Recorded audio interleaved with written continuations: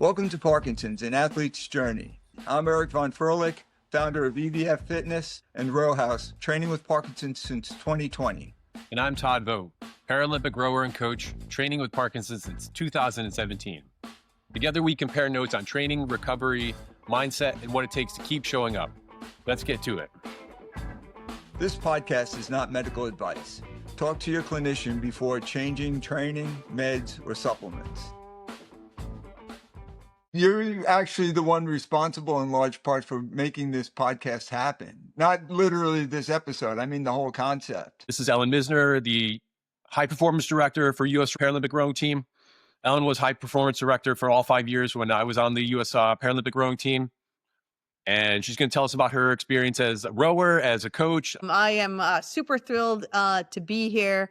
Todd's one of my favorite people in the world, and Eric and Deb, like I've known them for a few variations of what they've been doing in the rowing world. But for me, I'm actually like head coach of all the Paralympic disciplines for U.S. rowing right now, and also head coach of the Boston Training Center. So that means any of the athletes that are making Boston their home, I'm kind of the point person that they report to for coaching, even though some of like the senior men and women might head off to other Olympic camps as they go. But that is the home base of Boston. And that's probably more what I started. I didn't really start the Paralympic team.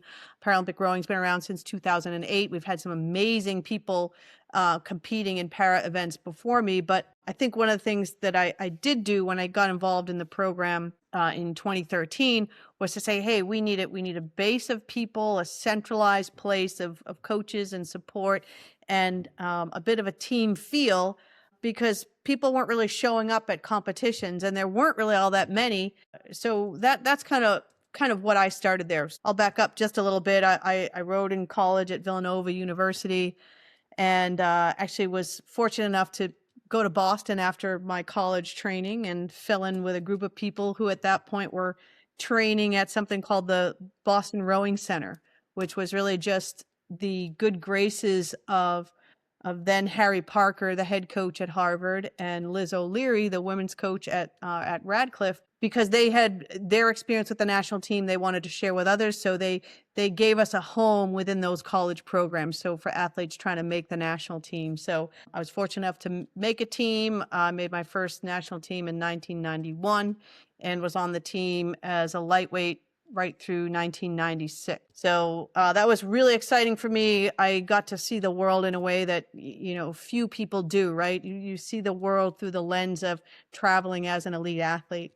And for me, coming from a town like Lawrence, Massachusetts, which is one of these mill town, very blue collar town in Massachusetts, we didn't take a lot of family vacations. I had a wonderful vacation spot like nearby, but in terms of the international travel, that was not anything I was exposed to, nor many of my people that I grew up with. So it was an incredible opportunity. And I always felt like I want to give back to the sport, because if a person like me from Lawrence, Massachusetts can pick up this sport and see the world in a different way, I gotta find some way to open that door for others, right? Because it shaped who I am. Not the rowing and the competing, sure, that shaped me, but like how I saw myself and interacting with the world was super powerful. What got you started with rowing? Good question. I didn't know much about recruiting, and I loved basketball and I loved running, and I did both of those at a very small Catholic school in Lawrence, and went to Villanova and just thought I could go play those sports. And, I'm going to Villanova, and like on the basketball team is phenomenal. I mean, they won the NCAA championships my freshman year on the men's side, and the women were pretty good too. And the track athletes were like Vicky Huber, Sonia O'Sullivan, like these great names in track and field. And, the coaches were like, what are you doing here? We don't have a spot for you, And my sister had rowed at Tufts, and she said, oh, if you want to do something, just try crew. You'll really like it. You'll really like it. So I walked on to rowing at Villanova, which was a club sport then. And I really loved every second of it. I had amazing teammates. But when I was done with college, I said, oh, I'm not ever going to row again. So I thought I was done in college, but I moved in with my sister, who was in Cambridge at the time, and community rowing was just getting started. They They weren't even in that skating rink. They were in a small shed built by Sherry Proctor. And it was still just forming. Those members of the 1980 Olympic team who were in their way trying to give back to the sport had just got this group of people together. And as it turns out, the first crop of coaches there were all Olympic men and women trying to, make a little money on the side while they were trying to pursue their Olympic dreams. So that was my first job out of college, was picking up some money part-time and coaching at community rowing in that very early stage. And suddenly I realized everybody around me is like, oh, I'm training for this, or I was in the men's quad last year. And I said, oh, this seems like pretty cool. I'm gonna try out for this group. And it took me 2 years. I tried 2 years in a row to just stay with the Boston Training Center. I was cut 2 years in a row. And I thought, man, this is really hard. But I stuck with it, and I did end up making the national team. I won the world championships in 1995 and 1996 in the women's lightweight pair. That was super exciting, and a bronze medal on my first team. So I really got a taste for that fascination with what's difficult, right? Like, it was so hard that I wanted to get good at it, and that's what I liked about it. I liked what was hard. It's amazing that the origin story you have is so similar for rowers. They were good athletes who never rowed, and they go on to be world-class rowers or world champions. Yeah, It yeah. seems like there's something to getting a little rejection at a certain point in your life that inspires some greatness. Yeah, I think that rowing rewards hard work. I could practice my free throw or my 3-point shot till the cows came home, and might only get somewhat better. But, what kept me going through all those sort of initial setbacks was the fact that I knew I was improving, right? I knew that every year my erg was dropping by like 10 seconds. So I knew there was Wow. still potential, right? So I was getting better, even though I wasn't making teams right away. I think that's really important for lesson for me as a coach, because the athletes have to know they're improving. If you're not motivated by your own improvement, not much else will really matter. So I always try and convey that in my coaching to make sure the athlete can see some improvement, even where they may not be meeting all of the external goals, performance-wise or production of medals and things like that. I started that coaching gig as I started training, and I kept that mode for a while, but it's kind of a grind actually to coach and then row. So I was coaching at various places in Boston, the Windsor School, Wellesley College, while I was training, and even did a little bit of collegiate coaching when I was done. But collegiate coaching, it was exciting, Kansas State and then Cal Berkeley, but college coaching was not going to be for me. And I was getting pulled back home. My mom was not doing well health-wise, and I kind of felt like I needed to be more local and move back to Massachusetts. So I did that, came back again to community rowing, more as a coach this time. Right from the get-go, was working with athletes with disabilities, just because it was like, okay, you got the masters from 7 to 9, and you got a adaptive program from 11 to 12. It just was what you did. And that was very cool, but I had no instruction in it, no guidance. And I'm grateful for what we were able to do there. What year was this? Yeah, 89, 90. Okay. Right around there. Yeah. Yeah. And then later on, I took on a bigger role at community rowing, which I was in charge of the outreach programs, of which at that point was sort of the public school program for high school kids, veterans rowing, and people with disabilities. And the national team coach for the 2012 games was retiring after 2012. So I didn't start the Paralympic team. We had a fairly successful team. We had, I think, a silver medal. We've had a smattering of medals in the other categories prior to 2012. I don't have that list right in front of me, but we had some very strong athletes. Angela Madsen was doing great things. Of course, Rob and Oksana. So we've had some good teams, but that coach was retiring, and they called us at community rowing to say, hey, do you or one of the other coaches want to take that on? Because that adaptive program that I had worked with, we started to show up at races. In fact, with so few races, I started bringing them to speed orders. Why not? It's a race, right? Let's go. Right. So that sort of competitive presence, U.S. Rowing kind of reached out to myself and Bruce Smith at the time to take on the Paralympic. Did you find that there was a difference between working with power rowers versus regular rowers? I didn't really. I felt like one of the things that I thought was really important is that everybody should compete. And not to say you have to like push people and be all about results, but I felt like being able to compete, it does a lot of things for a person. And whether that competition is like a local, meet up and just do a local regatta or bigger scene, just to get out there and compete is super important in your growth. It has everything about like that challenge that you're looking for. It puts you in a bit more vulnerable position. Like I have to like now take the things I've learned and put it all together. And I felt like it was really good for personal growth. So in that way, I didn't say it was much different. I said, let's get athletes competing. Let's find events. Let's get people out there that's appropriate level for where they are developmentally. But everyone needs to sort of take that little risk with enough support that they can get out there and push themselves and challenge themselves. And I really like that aspect of it. So, and that's what I think I tried to bring to the para program, because in some experiences, I would feel like too many other people would think it's good enough that they get on the water. Isn't that great?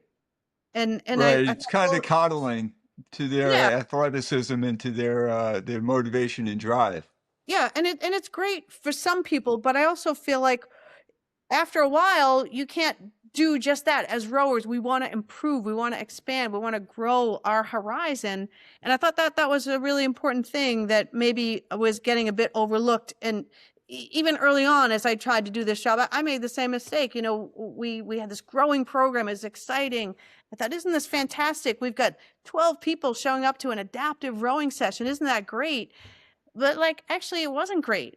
12 people in an adaptive session with a couple of coaches and volunteers. You know how much setup time and breakdown time, and by the time you do those things, that's like not very much water time. So I realized, okay, this really is great, but now we need to improve it. And so we started segmenting out programs based on goals and things like that, and trying to move that forward. So I think your original question was, do it treat that differently? No, I want people to compete. I want people to be at their level and then push to the brink of that level. So in that way, it's the same. And when I work with athletes, there's such a spectrum. When you work with athletes with disabilities, like it's not like it's not even a category, right? There are people who are born with a disability and they acquire it, and some is a physical and some is a visual. And even so, the presenting, you have conditions like a Parkinson's, which is not stable, meaning it could be kind of stable, it could progress. So you can't even really use the word para rowing and say, could you treat them differently? And maybe to my fault, sometimes I have very little understanding or knowledge about what the condition is of the athlete in front of me. I mean, I know generally, but what I'm trying to figure out when I coach an athlete is like, first of all, there's the things that are absolutely required for the sport. You got to be able to row the distance without stopping. You've got to be able to like produce a certain number of watts on that oarlock in order to be reasonably successful. You've got to be durable enough to handle the training to prepare you, right? So there's some certain non-negotiables that have to be there. And then when you look at an athlete and say, okay, the athlete is not able to do X, Y, or Z things. Is that because they're not trained to do it yet? Is it actually physically impossible and we need to find a workaround for that? Or is it something that we can make a modification or an adaptation to have them do it in a different way?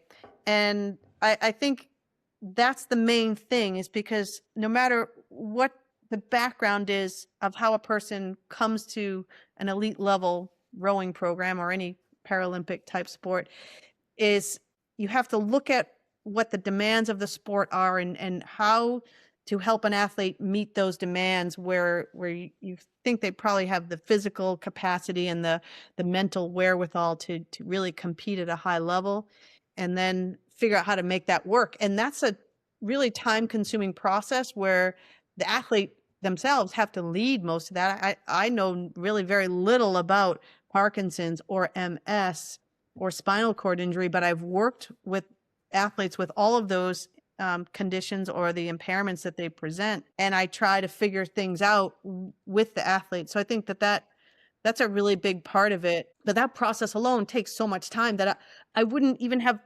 time to know every detail of a person's condition or impairment, but they just want to be treated like an athlete at the end of the day, right? Yeah, And I think that's 100%. important, you know? Yeah, I think it's a blessing that you didn't go down that rabbit hole because it would just confuse what you were getting at, which was a competitive environment.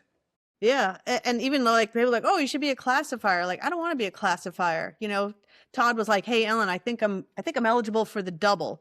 So I'll just go into that a little bit. Maybe Todd can share his story there. So Todd is eligible for that sort of first level of impairment for rowing, the 4. PR1 is actually the highest level impairment. So that first order is typically a spinal cord injury where the athlete's rowing upper body only. PR2 has a slightly more functional ability in the rowing stroke, but still the lower limbs aren't really used in the rowing stroke there. So that's PR2, which is sometimes the equivalent of what one might say rowboat rowing or fixed seat rowing. You do a full rowing stroke, but you're on a fixed seat and not a sliding seat. And then PR3 is that sort of like first level or kind of entry level of impairment where the impairment may not impede the athlete's sort of day-to-day life in terms of major mobility impairment, but it could encompass a visual impairment, a physical impairment, and as I said earlier, that physical impairment can be caused by, you know, congenital condition, an acquired condition, or a progressive condition like Parkinson's. So there's a whole lot wrapped up into that very first eligibility for Paralympic rowing, which is PR3. And so those are the athlete categories. Then the competition categories are the 4, which encompasses that PR3 group. Then there's a double, a 2-person boat, which requires you have a slightly more impairment than the athletes that are in the 4. So the 4 have the greatest mobility given their disability. The double has slightly more impairment. Then you get into the PR2 and the PR1 boat classes, singles and doubles. But when we talk about Todd and the events that he was in, it's primarily that PR3 category, the 4 and the double. So Todd had competed in sweep events, the 4 and the pair actually. And he said to me, I think I'm eligible for the double. Like my condition is such that, you know, it could have medically progressed to the level that I might be eligible for the 4 and the double. So I was like, okay, if you say so, we have to figure that out. And you got to go through all that process and everything. But I didn't know those details. And Todd really drove that case for himself. And it was really pretty cool because I think the double and the 4 like were pretty competitive with one another. And having an athlete like Todd be able to sort of migrate between those two events and be so versatile because he had such a great rowing background. I mean, we've talked a lot about my background. Let's talk about Todd's background, and maybe you've already covered that in some other of your podcast episodes, but We can throw him a little glaze. we'll throw a little glaze. A high-level athlete, but then also a coach, right? So he's got the mind for this. He coached collegiate level. He was a little bit older than some of the athletes who were sometimes coming just out of college. But to have that level of experience and background, it was such a cool component to the team environment. And I know we're talking about Parkinson's and Todd, but like, let's think about that in that context of like what kind of like leadership that he was able to bring to the program. I thought that was like actually really cool. Yeah, some interesting things relative to what you're saying. Actually, I met Rob Jones. They were silver medalists in 2012, right? Bronze. I met him at a conference in 2012, but the point of this is like, that was 6 years before I got diagnosed. When I got diagnosed, I remember the reason having met Rob, it gave me the memory, I guess you would say, the knowledge that like there is this thing called para rowing. Like, because after I first got diagnosed, I thought I was done competing and done coaching really too. I just couldn't see how I could physically do it. But then because I was like in the rowing world and coaching so much and had met Rob, I was like, oh, there is rowing at the Paralympics.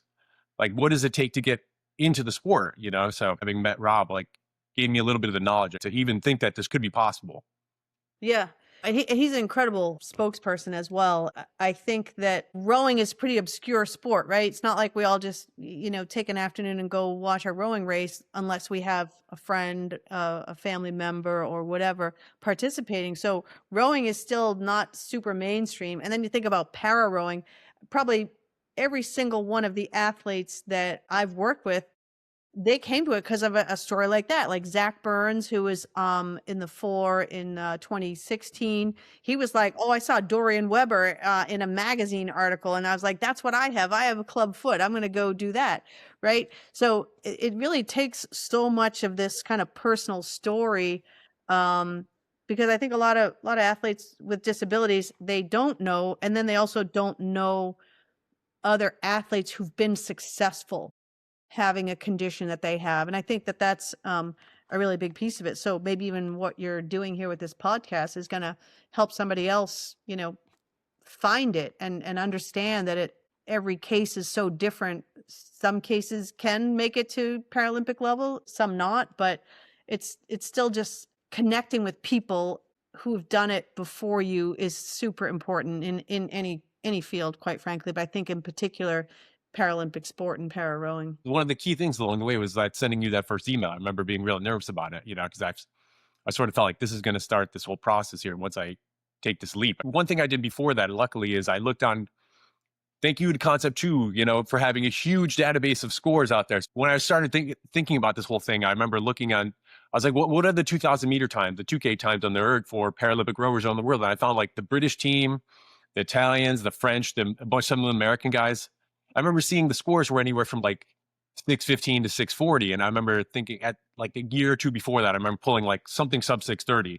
So I was like, whoa, these guys, some of them are super fast. I was like, I wouldn't be the fastest, but I wouldn't be the slowest either. So yeah, it gave me like a glimmer of hope, I think that's awesome. And Concept 2, like, they're doing amazing things with promoting the sport in general. But yeah, just this knowledge of like, you kind of hit the nail on the head.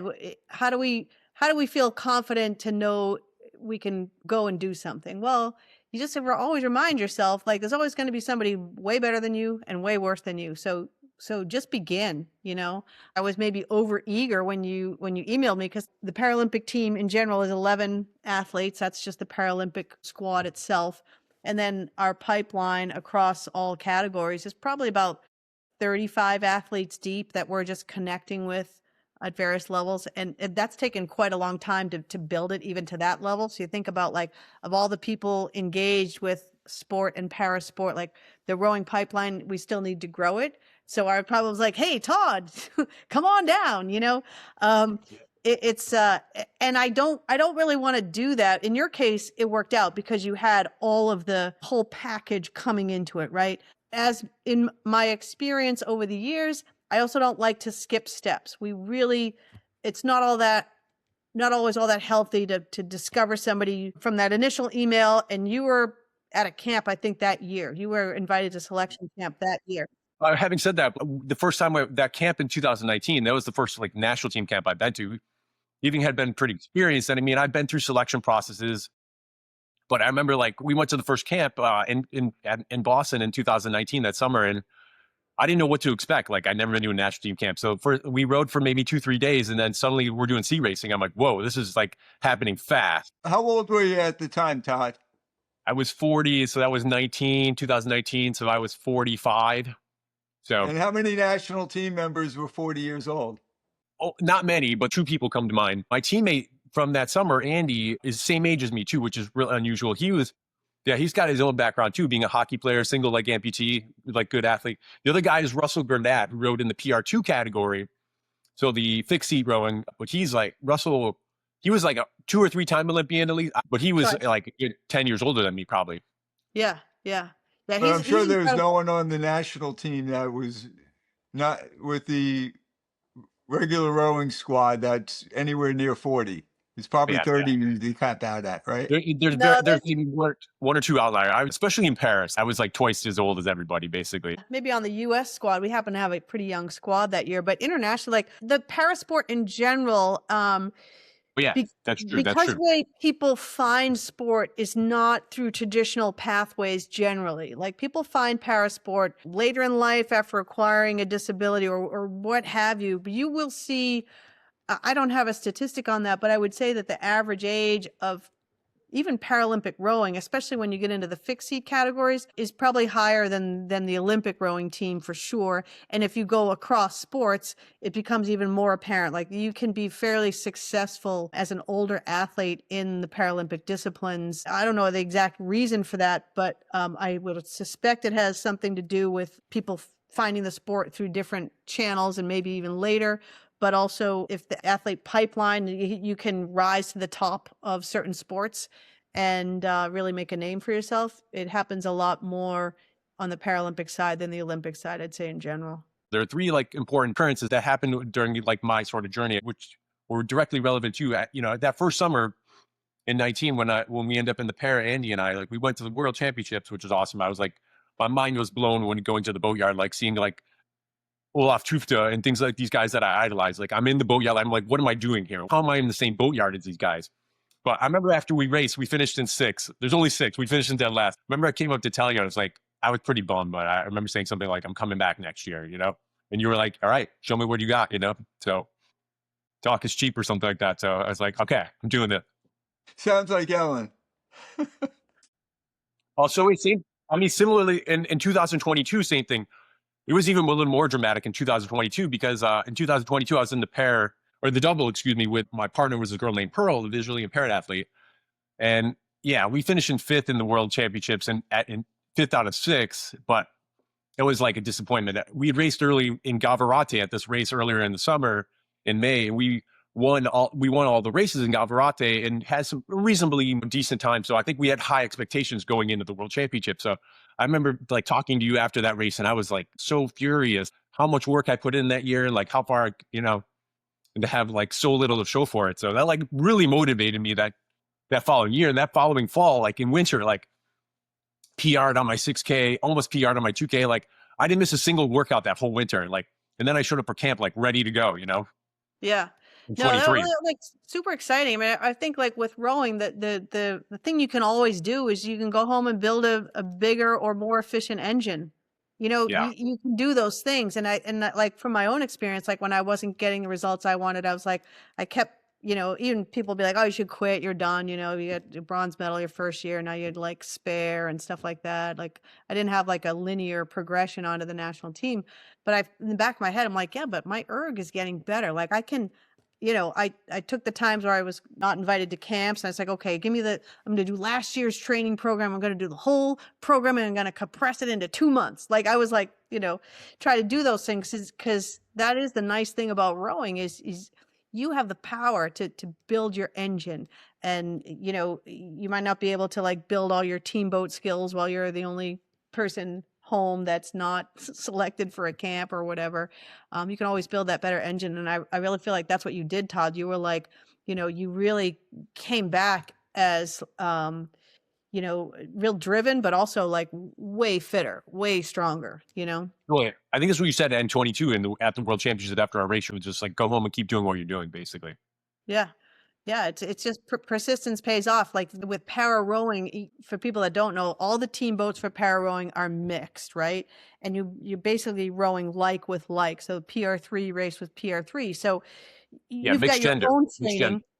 And then you've got to find, if you're a male rower, you have to find a female rower with your exact same condition, unless you're blind, because you can't have too many blind people in one boat. That's a rule. So it really is kind of like, it's a Rubik's Cube. So threading that needle and finding a combination of people who are matched physically, mentally, technically, as well as meeting the Paralympic eligibility requirements is kind of rare.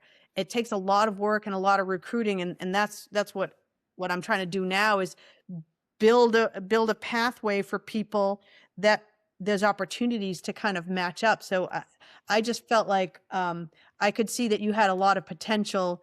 And sure enough, like 2023, roughest water in a Olympic final at the World Championships, and like most of the Olympic finals were being slated for the next morning or a different time because it was so rough. And they said, well, we'll let the para we'll let the para events go. And it was brutal. And probably like, you know, you and Gemma just really cruised through that rough water, and it was awesome, and earned the Olympic qualification spot that year. It was fabulous. Sometimes I think to myself about that race, which was, I mean, clearly that was like a career highlight. Finishing second at the world was like amazing.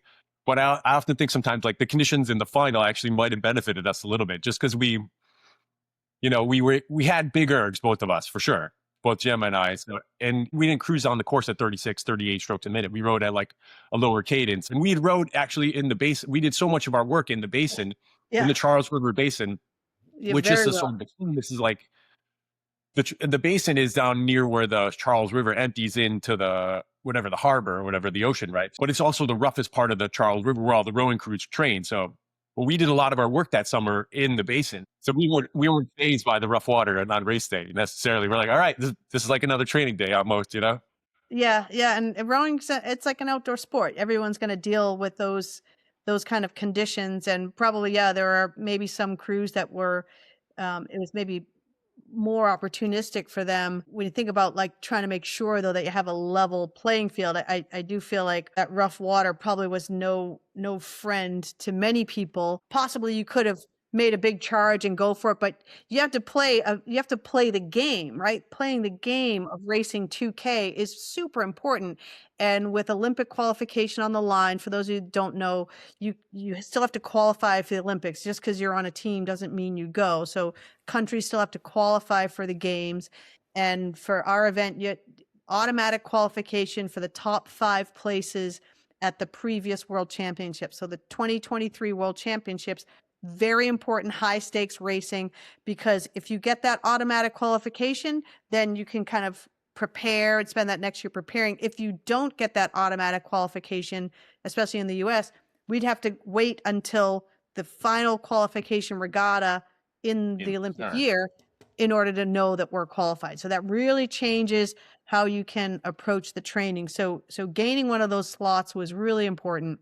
I can remember you come in and said, like, I think we could have won, but we just didn't want to screw up. The water was so rough. And Todd, like, talk about your specific condition with Parkinson's. Like, the grip can really be an issue. So, in fact, I think it was in that final, maybe I think it was the Brazilian rower, did have an issue with an oar coming out of his grip, and that's super unfortunate. So a small technical error could have meant sort of disaster, right? Because if you come in 6th, last place in the A final, that's an amazing accomplishment. It changes the year of preparation entirely. So I think you did the right thing by making sure you were solidly in qualification position, definitely in a silver position through that last probably 600 meters. I think was pretty obvious by then. Very savvy racing. Yeah, there's a couple things I'll try to keep this brief. First thing, the warm-up area where you rode from the finish line towards the start line. You warmed up like above the starting line, and that part was really protected and calm. So I remember we saw the Brazilian double there. The Brazilian double had won a medal the year before in 22. So we saw the Brazilian double practicing in the warm-up area before the final. We watched them do a start. It looked amazing. We were both like, Jem and I were both like, whoa, that looked good. However, as soon as during the rough water, I mean, I just saw them drop back. But watching the video after the fact, like, they looked like they were really struggling off the start, and they eventually finished in 6th place. It was hard to see the Australians who were in 1st place. They were like so far off. They were in lane 1. And so it's hard to see how that we were kind of gaining on through the middle, through the race. But with 500 meters to go or so, the French were in 3rd. I could see they were like several lengths behind us. And I couldn't really see the Australians, but I knew they were probably like a length or two ahead of us. I mean, yeah, we could have done something crazy, but I think both of us were thinking to ourselves, like, let's just keep doing what we're doing and not do anything crazy that's going to cause us to catch a major crab. You guys talk in the boat, right? Did Gemma call anything, or did you call anything, or you guys were just like, you could telepath what was going on? Yeah, I think that was it more. We both kind of said, so like, let's not do anything stupid here, take the silver medal. Okay, bigger point I want to make too is that, specifically as far as my condition, like Parkinson's, like, it did get worse over the years. Like, starting in 23 is where I was having like forearm tendonitis and things like that. What I noticed is like normally when you put the oars in the water, you try to use like your lats, your big heavy, like your big strong muscles, like your legs and your lats. Like you want to use your arms at the very end, but like it's harder for me to, whatever reason, like on my left side, like engage my lats. So I tend to like take it in my shoulder and my forearm as opposed to like having my arm straight like a rope or whatever. It's harder for me to do that. So I tend to like bend my left arm, use my forearms or biceps and my shoulder a little more. So, which is not what you want to do, but I can't like control it so much. So, and it definitely got worse over the years. Like 23 is when it started to get bad. 24, I was like, before the Paralympics, like I could just tell it was getting worse, It was like getting harder and harder to manage, And I was having to like manage my symptoms a lot more with medication in 24. I'm happy the way my body held up over the 5 years, but I could definitely feel like it was getting worse and worse and worse, Yeah. And I think unfortunately. I also remember one of the things that you said about the training is that, because I know you still work out, I still see your training peaks, Nice. is that like that window post workout for you was kind of like a mini relief of some of your Absolutely. symptoms. I think I Yeah. think I remember you saying that. Yeah, I think that is pretty the rowing or exercise in general, but certainly rowing where you're like using all your limbs, like it beats the like symptoms out of me for a little while, it like smashes my arm and my left side into like doing what it's supposed to do for a little while at least, So but yeah, so how was training camp? What do you do on a daily basis now too as well? Yeah, sure. So, well, besides shoveling, and I see, I was just looking at training peaks today, looking at all the athletes. Like, there's a couple athletes that love shoveling, shoveling again, shoveling. So that's basically their workout right now. But It's a good no, workout, though. yeah, it is. Believe me, Yeah, don't you? I'm sore. So there's three main training centers for rowing. One in Sarasota, Florida. One in Mercer or Princeton, New Jersey, and one here in Boston. And this is the first time we've done a January extended training camp with all three training centers present. So it was really cool. So Boston group went down, and there's only 3 para athletes. Well, we had one who's in college join us for a short time. But Who was there? If you don't mind, just for my own benefit. yeah, Skylar? sure. Sky Dahl, who is just graduated Virginia last year as captain, so an outstanding Division I rower in her own right, and was on the team, but in a different boat from Todd in the 2024 Paralympic Games, won a silver medal. She's moved to Boston to train full time and hopefully make the LA team. Annabelle Miller, who was on the 4 just this past year, they were 4th, just barely out of a medal in the 4 at the World Championships this year. She's only had rowed a couple years at Wesleyan, so this is really her first year of full-time training. So she was there. Yeah, she seems like she's got a lot of upside. Yeah, no, she's doing great, and so she's in Boston. Eli Margolin, who is actually training in Vesper, but comes up for our Boston events. So she rowed briefly at Stanford. She's got a great sculling background. She was in the 4 also. So she was down there. And then Alex Flynn, who was on the team in Paris and had actually been on the team just after his senior in high school. So his first team was 2022, where they didn't medal 5th. So 2022 was kind of a difficult year for our program. We didn't hit the podium there. But Alex came back and silver medal in 23 and silver again in Paris. So he's coming out for LA, but he's finishing up an engineering degree at Tufts University. So he comes and, joins us when he can. So he was down there.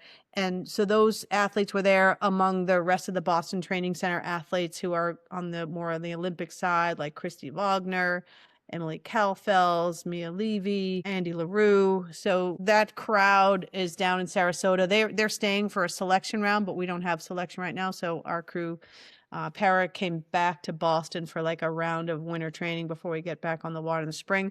But the training camp was great. One of the things they do a really great job is each event has what's kind of known as the competitive time standard. Like if you're fast in, say, the PR3 double or the men's quad or whatever, there's a certain time, a target time.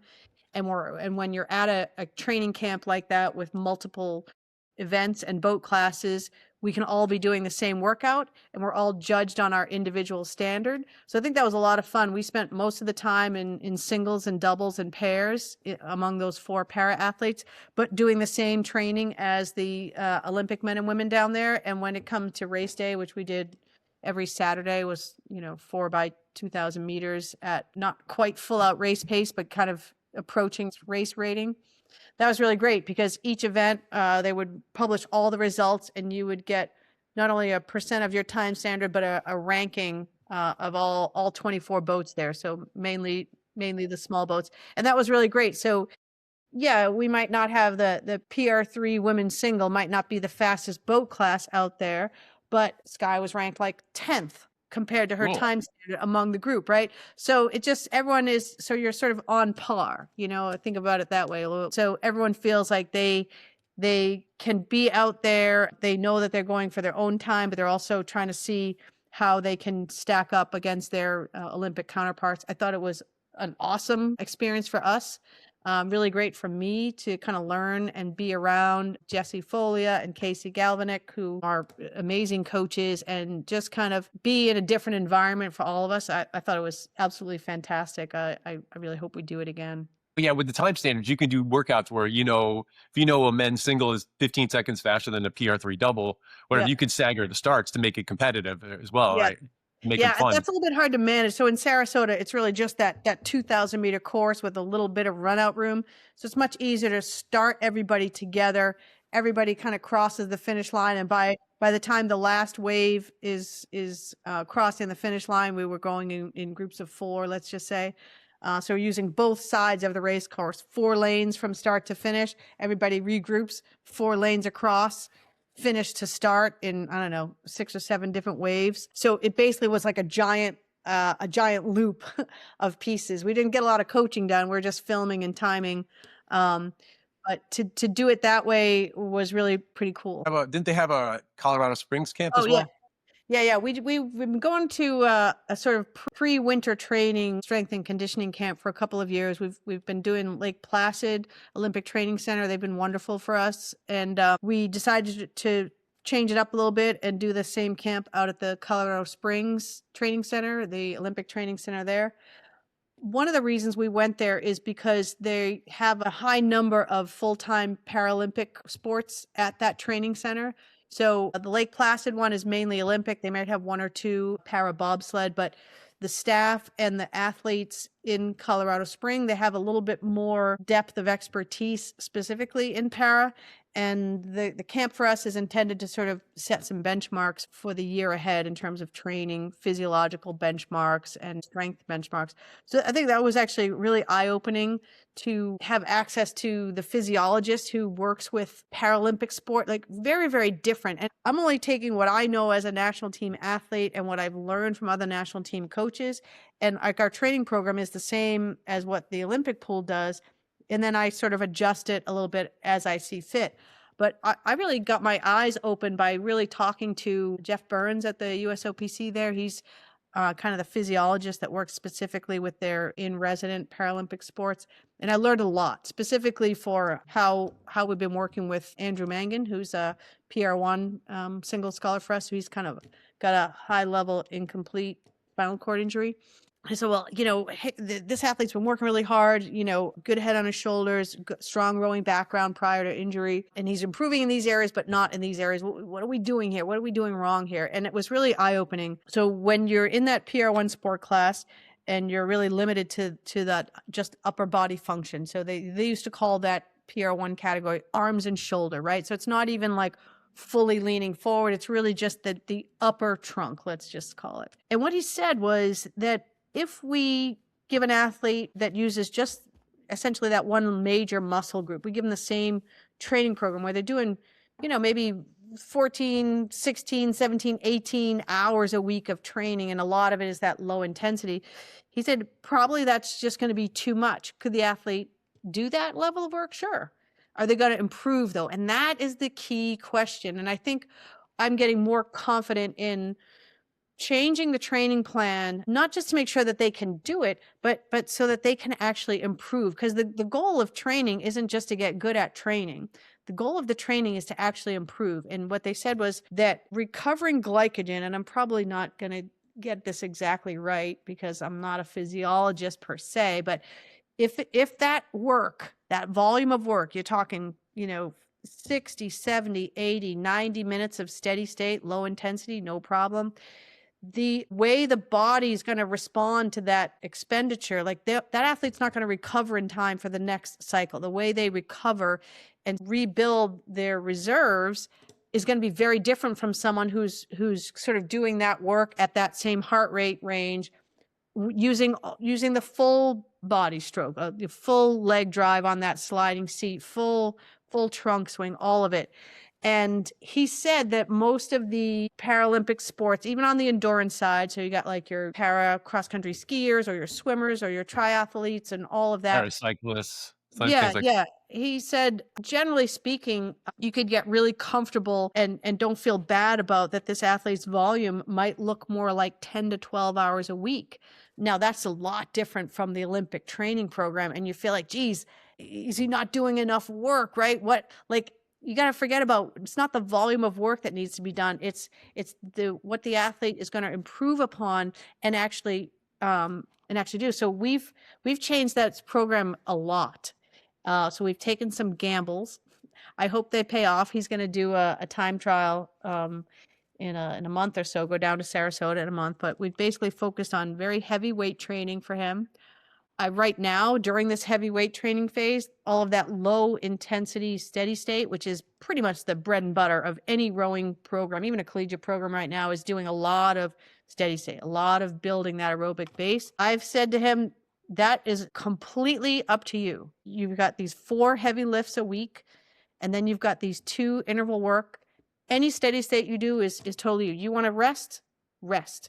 You want to do 20 minutes? Do 20. You want to do an hour? Do an hour. 100% your call. And so far, he PR'd on his 2K. Even I said, don't taper. I just need a score by January 1. Don't taper. Untapered, PR'd by about 5 seconds on the 2K.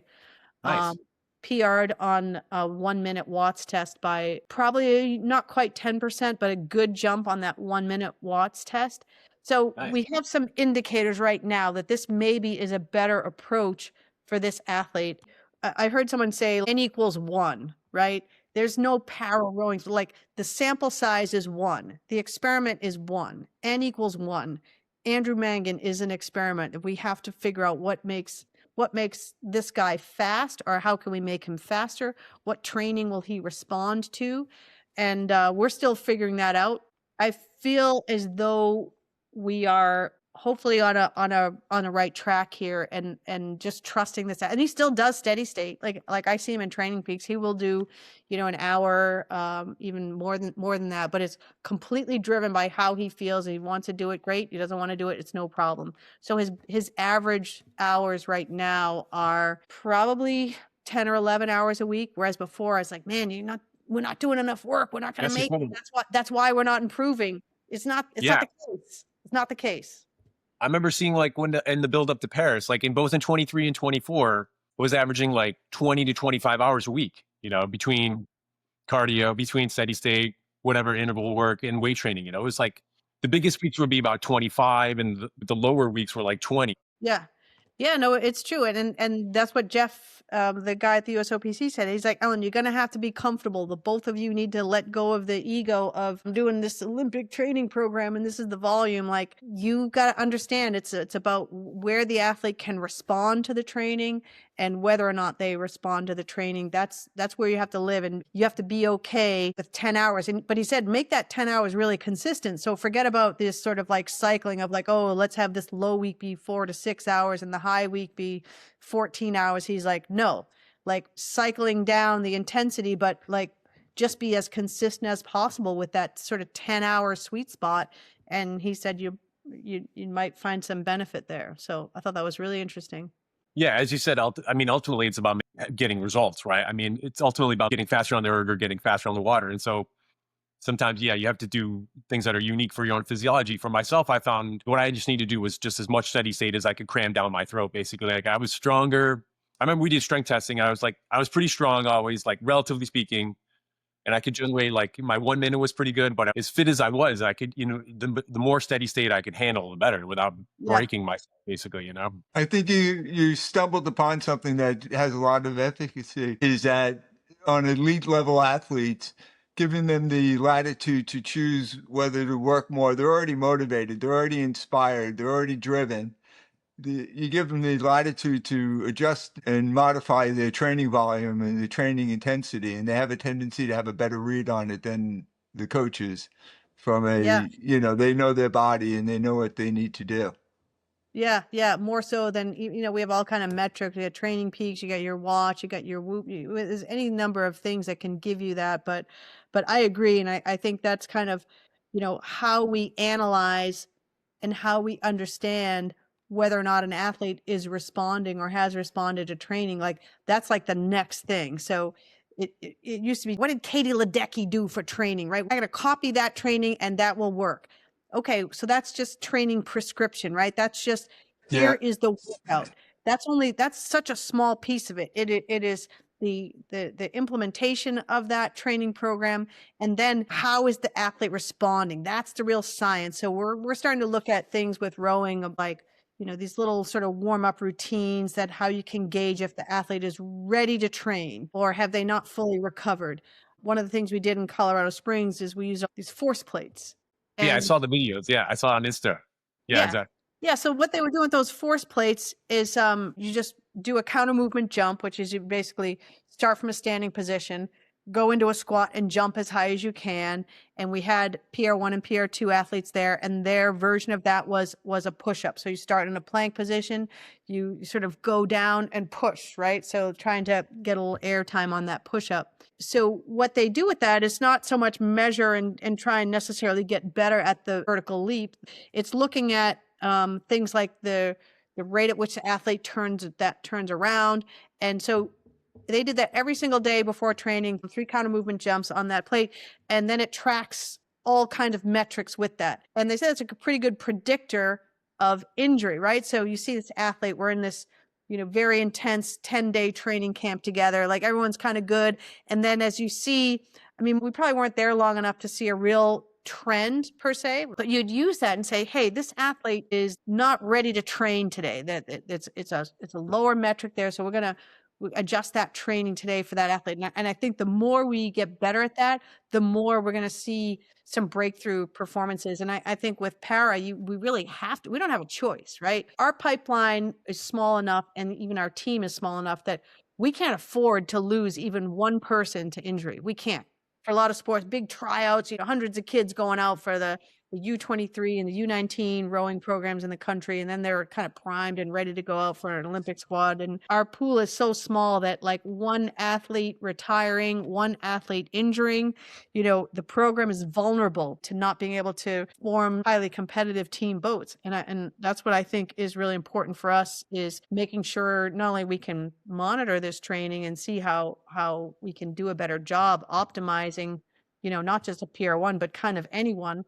And then looking at, is this athlete headed toward an injury, right? So we look at that counter movement jump. We look at maybe like their perceived effort.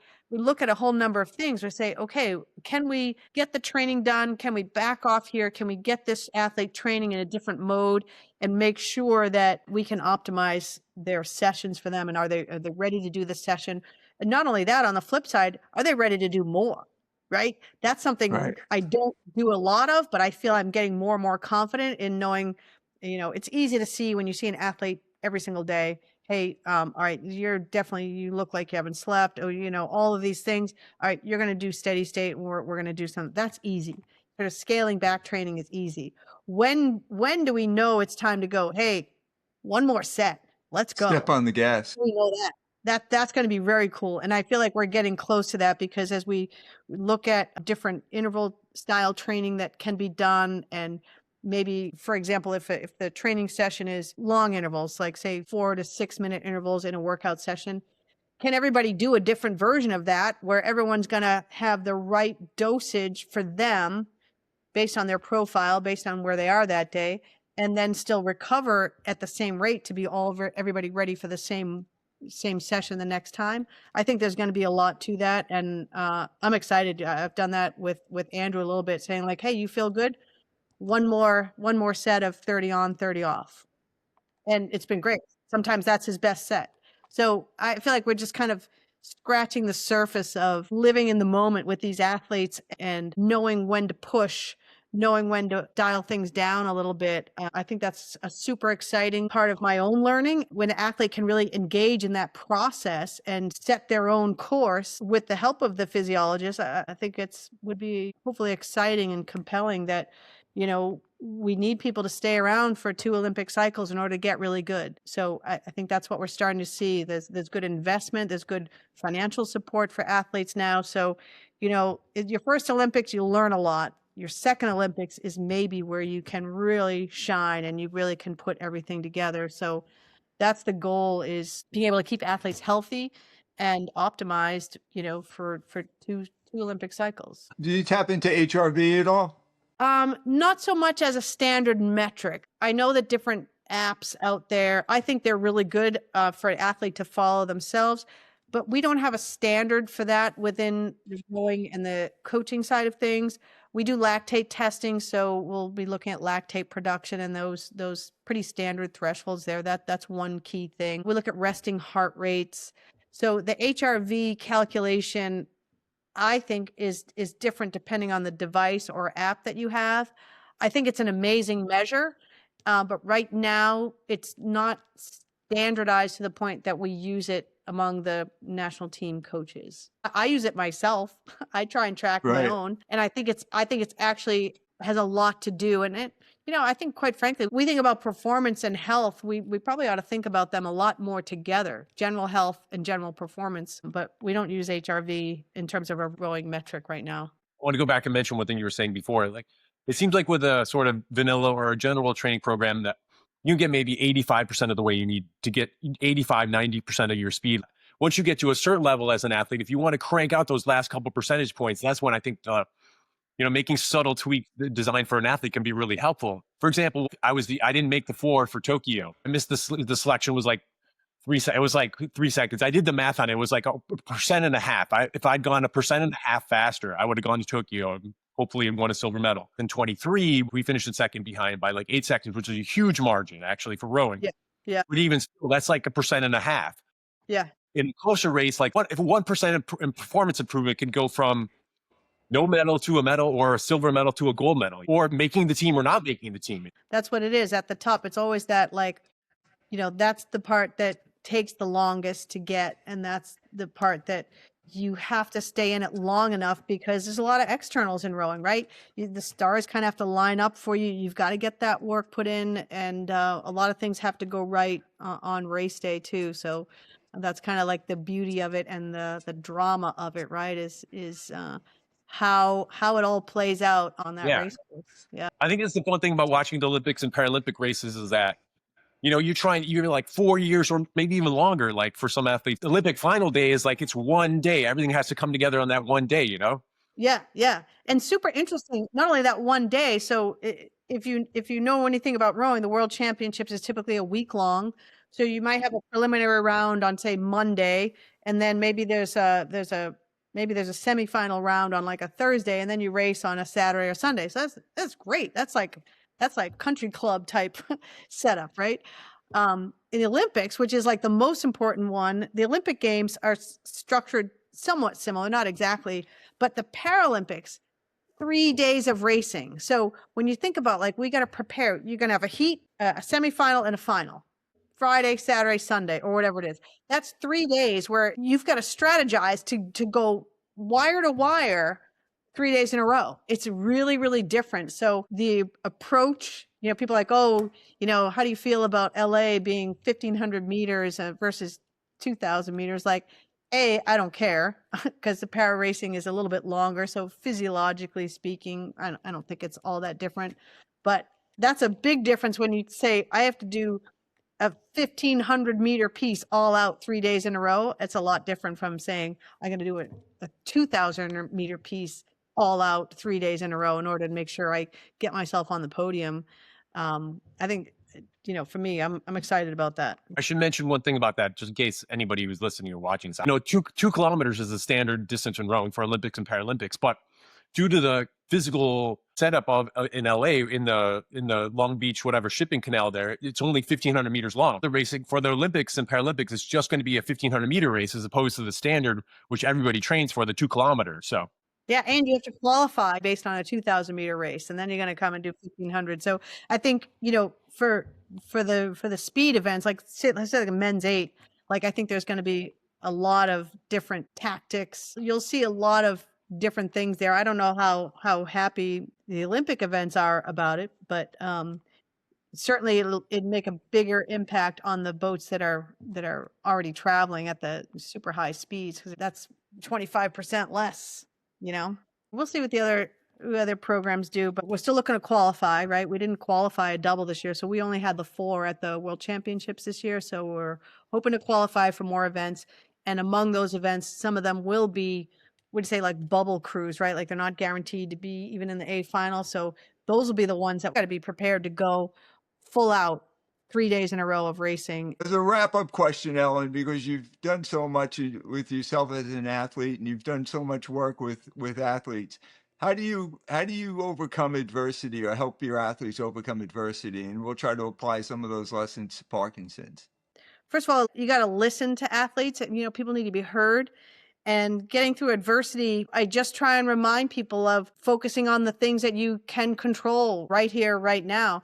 So adversity takes so many forms. And I think that if I thought so much about the adversity of people's life outside of rowing, and even adversity within rowing, like it'd be hard for me to do my job. And sometimes I feel a bit guilty that I put on the blinders, and I try and be just the coach and not necessarily like meet a lot of other needs that the athlete might have. But I'm keenly aware that we have a really short time on this planet together, right? And for an athlete with a disability, or especially one with like an unstable condition, they have a really like short window to achieve what they want to achieve. And I'm keenly aware of that. But I think what I try to do is just say, this is where we are right now. How can we move forward from it? What can we do in this situation? If an athlete is really unable to train anymore, which actually, you know, happened in the case of one of Todd's teammates, what else can we do? Because like having the purpose of giving back is incredible. And I think one of the things, this isn't exactly what you asked about, Eric, but really just about finding purpose and finding things that the athlete can control. If it's a setback athletically, rowing, build a bigger engine. Look what Todd did. Went home and built a bigger engine, and look what he did. That's amazing.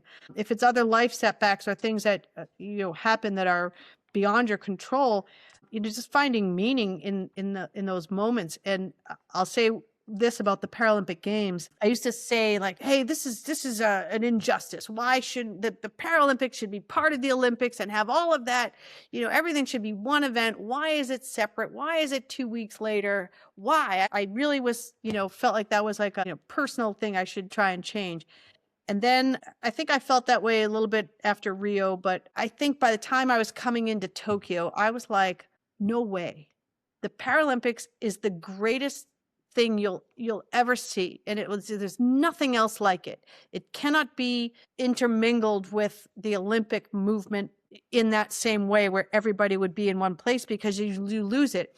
When you look out at the athlete village, and this is true even of athletes, you know, such as Todd. You wouldn't know Todd had any disability or eligible impairment for Paralympics just by watching him walk down the street. You might not know that.